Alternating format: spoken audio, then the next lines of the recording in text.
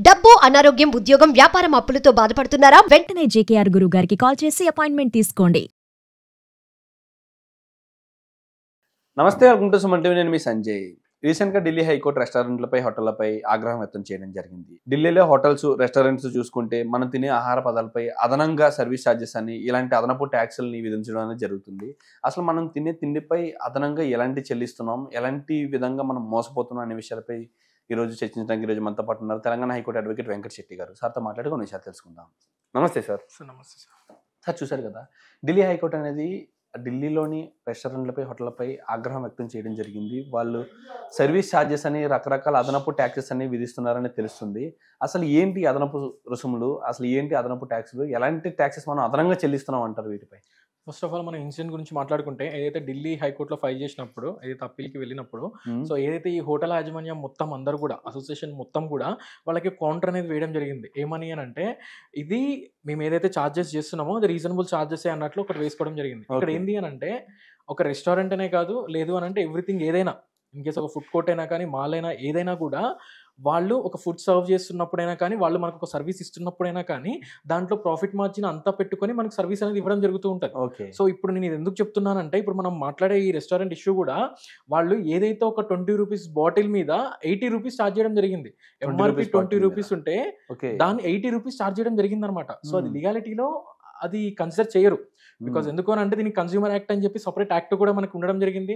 And అదే కాకుండా మనకి 2017లో కూడా సెంట్రల్ గవర్నమెంట్ అనేది ఒక అమెండ్మెంట్ కూడా ఇవ్వడం జరిగింది. ఏదైతే ఈ రెస్టారెంట్స్ కానీ, హోటళ్లు కానీ ఏదైతే ఎంఆర్పి కంటే అదనంగా ఛార్జ్ చేస్తే వాళ్ళ మీద యాక్షన్స్ తీసుకోమని చెప్పేసి 2017లో కూడా చెప్పడం జరిగింది. అండ్ మనం ఈ ఇష్యూ గురించి కంప్లీట్ గా మాట్లాడుకుంటే, ఢిల్లీ హైకోర్టు మూడు విధాలుగా చెప్పింది అనమాట. 3 విధాలుగా మనకి ఛార్జెస్ అనేది వేయడం జరుగుతుంది అని చెప్పి ఇవ్వడం జరిగింది. కన్స్యూమర్ మీద, ఏదైతే మన మీద, కస్టమర్ మీద 3 రకాలుగా ఛార్జెస్ వేయడం జరుగుతుంది.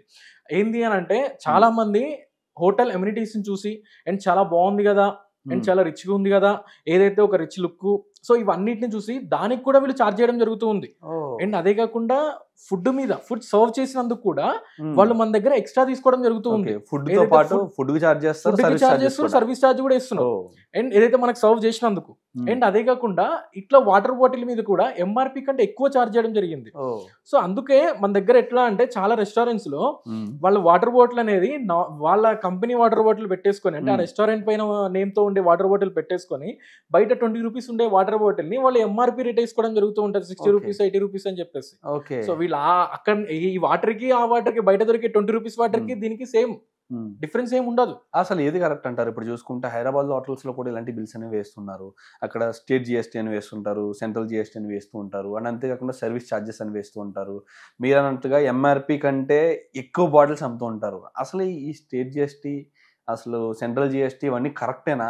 వీటిని కరెక్ట్ గా విధిస్తున్నారా వాళ్ళు, లేకపోతే ఫస్ట్ అదనపుగా విధిస్తున్నారంటారా? ఫస్ట్ ఆఫ్ ఆల్ ఏంటి అని అంటే, ఏదైతే సెంట్రల్ జిఎస్టీ అయినా స్టేట్ జిఎస్టీ అనేది, సో ఒక ట్యాక్స్ అనేది గవర్నమెంట్ కి నిజంగానే పే చేస్తున్నట్లు. కొన్ని రెస్టారెంట్స్ కానీ, లేదు అని అంటే కొన్ని ఫుడ్ కోర్ట్స్ కానీ, లేదు అంటే బయట ఎక్కడైనా ఫుడ్ అనే కాదు, సో ఈవెన్ ఎక్కడైనా నువ్వు జిఎస్టీ కొన్ని సిచ్యువేషన్స్ లో ఎట్లా అంటే, వాళ్ళ జిఎస్టీ అనేది బ్లాక్ అయిపోతుంది. సో వాళ్ళు లేదా డియాక్టివేట్ చేసుకోవడం జరుగుతూ ఉంటది. డియాక్టివేట్ చేసుకున్న తర్వాత సేమ్ జిఎస్టీని వాళ్ళు కంటిన్యూస్ చేసుకోవడం జరుగుతూ ఉంటది. సో కంటిన్యూస్ చేసుకొని మనకి జిఎస్టీ బిల్ ఇస్తారు. సో వాళ్ళకి ఈ జిఎస్టీ అనేది వాళ్ళకి ఎక్స్ట్రా ప్రాఫిట్. రెస్టారెంట్ల ఇష్యూ మాట్లాడుకున్నా, రెస్టారెంట్స్ కానీ, పబ్స్ కానీ, ఏదన్నా బార్ అండ్ రెస్టారెంట్స్ కానీ, ఎక్కడైనా కూడా సర్వీస్ ట్యాక్స్ అని చెప్పి ఎక్స్ట్రా యాడ్ చేయడం జరుగుతూ ఉంటది అనమాట. సో ఆ సర్వీస్ ట్యాక్స్ అనేది డిడక్ట్ చేసి మనకి బిల్ ఇవ్వాలి. అంటే అసలు సర్వీస్ ట్యాక్స్ అనేది విధించడానికి వీల్లేదంటారా? సో సర్వీస్ ట్యాక్స్ అనేది మనకి సర్వీస్ ట్యాక్స్ అనేది మన దగ్గర ఛార్జ్ చేయడం అనేది రీజనబుల్ కాదు అది. సో అది ఇల్లీగల్ యాక్టివిటీ అనమాట. సో దాన్ని వాళ్ళు కంపల్సరీ దాన్ని డిడక్ట్ చేసి బిల్ వేయాలన్నమాట. సో బట్ చాలా మంది ఏంటంటే తెలియకుండా సర్వీస్ ట్యాక్స్ కూడా పే చేస్తూ ఉంటారు. బట్ సర్వీస్ ట్యాక్స్ అనేది ఎక్కడ మనం పే చేయాల్సిన అవసరం లేదు. సో నేను చెప్పాను కదా ఇందాక, 2017లో వచ్చిన అమెండ్మెంట్ ప్రకారం, 2017లో ఏదైతే సెంట్రల్ గవర్నమెంట్ ఇచ్చిన అమెండ్మెంట్ ప్రకారం ఏ ఒక్క రెస్టారెంట్లు కానీ, లేదు అంటే హోటల్ కానీ సర్వీస్ ట్యాక్స్ అనేది విధించడానికి వీల్లేదనమాట. సో ఆల్రెడీ ఉంది ఆ రూల్.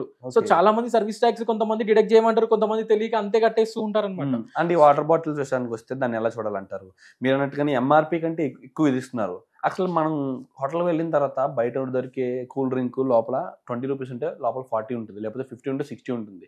మీరు అన్నట్టుగా ఎంఆర్పి కంటే ఎక్కువ ఛార్జ్ చేస్తున్నాం మనం, ఎక్కువ కట్టవలసి వస్తుంది. అసలు దీనికి ఎలాగా యాక్షన్ తీసుకోవచ్చు అంటారు? వాళ్ళపై ఎలాగా ఇది చేయొచ్చు అంటారు?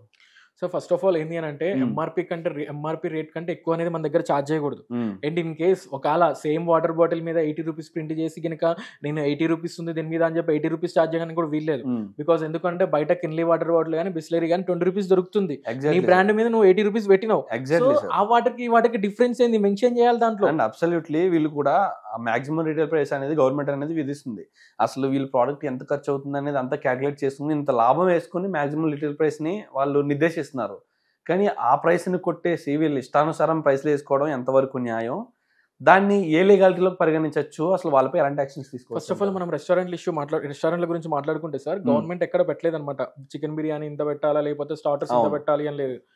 వీళ్ళు ఏంటి అని అంటే అక్కడున్న ఎమ్యూనిటీస్ ని బట్టి అక్కడున్న వే ఆఫ్ కొంచెం రిచ్ లుక్ ఏమన్నా క్రియేట్ చేసేసుకొని వాటికి బయట 250 రూపీస్ దొరికే బిర్యానీని వీళ్ళు 500కి అమ్మేస్తాడు. Exactly sir. అంటే అక్కడ టేస్ట్ ని బట్టి వాటి డిమాండ్ బట్టి కూడా వాళ్ళు ఛార్జ్ చేస్తున్నారు. అది వాళ్ళ ప్రోడక్ట్ కాబట్టి మనం అడగలేకపోవచ్చు. కానీ ఈ బాటిల్ స్పెషల్ ఏం చేయొచ్చు అంటారు సార్?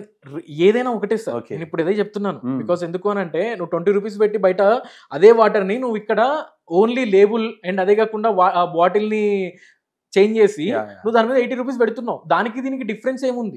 సో బయట 20 రూపీస్ వాటర్ బాటిల్ కి నీ 80 రూపీస్ వాటర్ బాటిల్ కి ఏమన్నా క్యాలరీస్ ఎక్కువ వస్తుందా? లేదు అంటే అన్నిట్లో తాగితే ఏమన్నా గనక వ్యాధులు ఏమన్నా తగ్గుతాయా? అవన్నీ నువ్వు మెన్షన్ చేయాలి. అవన్నీ ఎవరు చెప్పరు అనమాట. అండ్ అదే కాకుండా ఎవరు అడగరు. సో అందుకే ఇట్లాంటివన్నీ పెరిగిపోతూ ఉన్నాయి. మనం మీరు అన్నట్లు ఏంటి అని అంటే ఇంకొకటి నార్మల్ గా లోపల జరిగే ఫుడ్ ఐటమ్స్ కూడా ఇష్టం వచ్చినట్లు ఛార్జ్ చేస్తూ ఉంటారు కదా. సో ఆల్రెడీ నువ్వు అక్కడ ప్రాఫిట్ మార్జిన్ పెట్టుకున్న తర్వాత నువ్వు ఎక్స్ట్రా సర్వీస్ ట్యాక్స్ వసూలు చేయొద్దు అనే ఇప్పుడు చెప్పేది. నువ్వు ఆల్రెడీ నువ్వు ఫుడ్ మీద ఏదైతే సేల్ చేస్తున్నావో దాని మీద ప్రాఫిట్ మార్జిన్ చూసుకునే సేల్ చేస్తున్నావు. దాని మీద నువ్వు ఎక్స్ట్రా మళ్ళీ సర్వీస్ ట్యాక్స్ యాడ్ చేస్తున్నావు అని అంటే నువ్వు కస్టమర్ని లూట్ చేస్తున్నట్లే కదా. సో ఆ విధంగా దాన్ని పరిగణించి ఏదైతే ఈ కన్స్యూమర్ యాక్ట్ ప్రకారం ఇది లీగాలిటీలో పరిగణించరు అని చెప్పేసి దీని మీద ఏదైతే మన ఢిల్లీ హైకోర్టు అనేది ఇవ్వడం జరిగింది.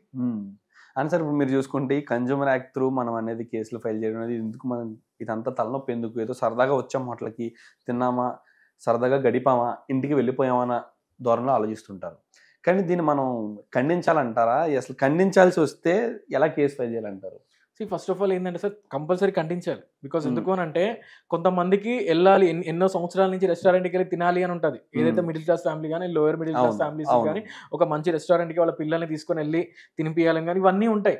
సో వీటి వల్ల వీళ్ళు ఏదైతే ఇష్టం వచ్చినట్లు ప్రైజెస్ పెంచుతూ ఉన్నప్పుడు నీ దగ్గర అమౌంట్ ఉంది కాబట్టి నువ్వు ఖండించావు కాబట్టి నువ్వు వెళ్ళి తింటున్నావు. వీటి వల్ల ఏదైతే లోయర్ మిడిల్ క్లాస్ వాళ్ళకి చాలా ఎఫెక్ట్ పడుతుంది కదా.